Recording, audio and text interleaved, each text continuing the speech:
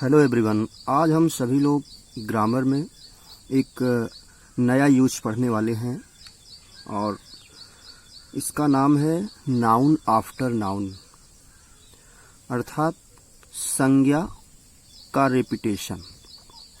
संज्ञा एक से अधिक बार आई हुई होगी ऐसे वाक्यों में, और वो भी वाक्य के शुरुआत में।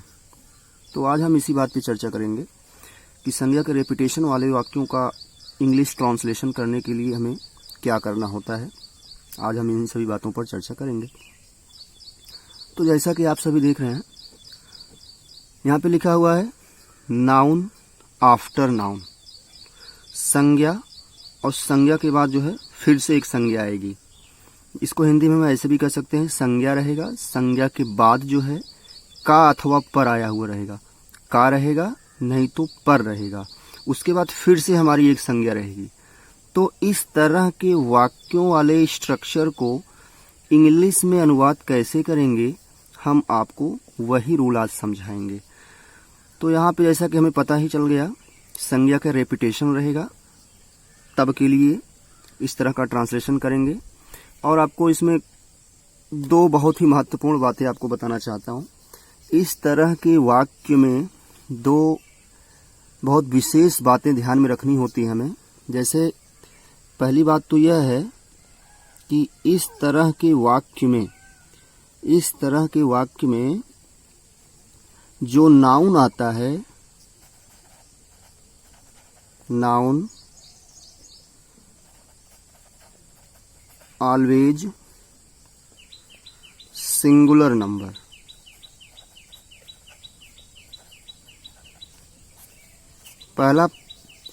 पहली बात यह है, ध्यान दीजिएगा, नाउन जो होगा वो हमेशा सिंगुलर नंबर का ही रहता है।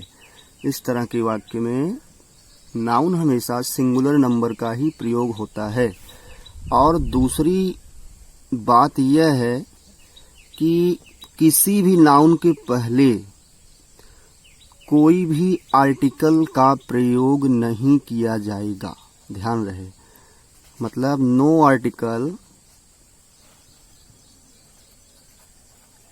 Articles will be used before both noun. चूंकि दो नाउन आया है, ये बात और ये बात, इन दोनों बातों का हमें विशेष ध्यान देना होता है। Noun always singular number, noun जो होता है हमेशा किस नंबर में होगा, सिंगुलर में रहेगा। और दूसरी बात क्या थी, no articles will be used before both noun. दोनों नाउन के पहले किसी भी प्रकार का उपपद या आर्टिकल का प्रयोग नहीं किया जाता है। अब आपको एग्जाम्पल के माध्यम से हम बताएंगे किस तरह के वाक्यों की बात की जा रही है यहाँ पे। जैसे अगर आपसे कह दिया जाए कि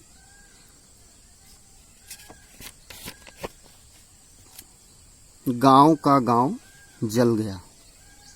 पहला एग्जाम्पल, अगर आपसे कह दिया जाए गांव का गांव जल गया। गांव का गांव जल गया। अगर ऐसे आप कह दिया जाए, नंबर 2, खेत का खेत बह गया। खेत का खेत बह गया। आपके सामने दो ऐसे एग्जाम्पल मैंने दिए हैं। अब आपको यह ध्यान देना है, जैसा कि मैंने पहले बताया था, नाउन आफ्टर नाउन ही आएगा। संज्ञा, उसके बाद का रहेगा, नहीं तो पर रहेगा, फिर से एक संज्ञा आएगा। जैसे देखिए, एक संज्ञा यहाँ पे हमारा आया गांव, विलेज, और एक दूसरी संज्ञा फिर से आ गई, और इन दोनों संज्ञाओं के बीच में हमारा का है, और कभी कभी पर भी होता है। कभी कभी कभी कभी का रहेगा, नहीं तो क्या रहता है, पर रहता है। तो here is a repetition of noun. गांव, फिर से गांव आ गया। दूसरे में अगर हम देखेंगे, खेत का खेत, मतलब एक बार नाउन था, उसके बाद फिर का अथवा पर आया है, फिर से यहाँ पे खेत आ गया, मतलब here is also the repetition of noun. अब हमको इस तरह के वाक्यों का अंग्रेजी ट्रांसलेशन करने के लिए कौन सा रूल अप्लाई करना होता है वो हम देखेंगे। बहुत ही सिंपल होता है। इसमें हमें करना ये होता है, सबसे पहले ट्रांसलेशन करने के लिए नियम आपको बता दें हम। सर्वप्रथम हमको नाउन लिखना होता है। आपको चेतावनी मैंने दिया था, सिंगुलर नंबर का सभी नाउन सिंगुलर नंबर के होंगे और किसी भी नाउन के पहले हमारा किसी भी प्रकार का आर्टिकल कभी नहीं लगेगा। तो नाउन प्लस फिर हमको लिखना होगा आफ्टर,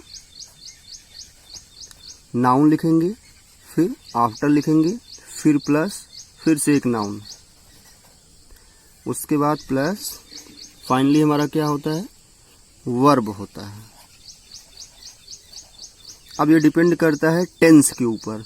जिस तरह का टेंस रहेगा वर्ब का उसी प्रकार से हम रूप लगाएंगे, वही फॉर्म यूज करेंगे। तो अब इसका हम लोग ट्रांसलेशन देखते हैं। जैसे पहला वाक्य क्या था हमारा, गांव का गांव जल गया, गांव का गांव जल गया। तो इसका क्या बन जाएगा भाई ट्रांसलेशन में, गांव का गांव जल गया, village after village, village after village was, जल जाना क्या होता है, बर्नड डाउन।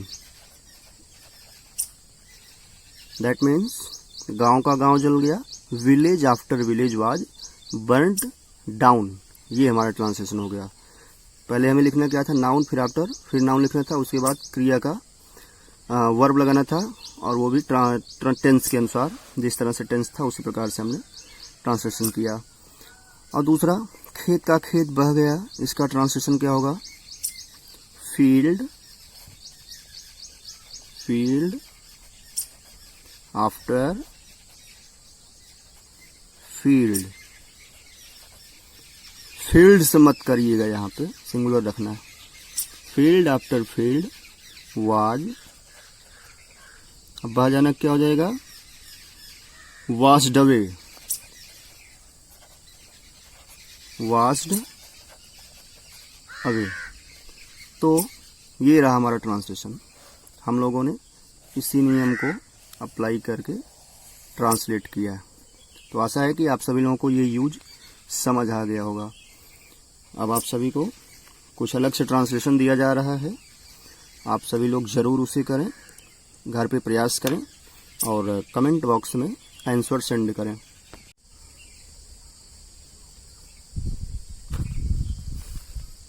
तो आपके सामने कुल मैंने 4 वाक्य लिखे हैं। अब इन्हीं आपको 4 वाक्यों का इंग्लिश ट्रांसलेशन करना है और कमेंट बॉक्स में सेंड करना है। जैसे जंगल का जंगल कट गया, दूसरा है घंटे पर घंटा बीत गया, तीसरा है शहर का शहर बर्बाद हो गया, चौथा है वर्ष का वर्ष बीत गया। तो इन्हीं 4 वाक्यों का ट्रांसलेशन करना है। Thank you guys.